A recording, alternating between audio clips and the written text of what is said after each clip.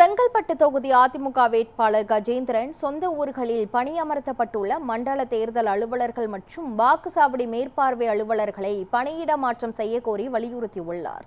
இது தொடர்பாக தேர்தல் நடத்தும் அதிகாரி ரம்யாவிடம் அளித்துள்ள மனுவில், கடந்த சட்டமன்ற தேர்தலின் போது சொந்த ஊர்களில் பணியமர்த்தப்பட்ட மண்டல அலுவலர்கள் மற்றும் தேர்தல் வாக்குச்சாவடி மேற்பார்வை அலுவலர்களால் ஒருதலைபட்சமாக நடந்து கொண்டதாக குறிப்பிட்டுள்ளார்.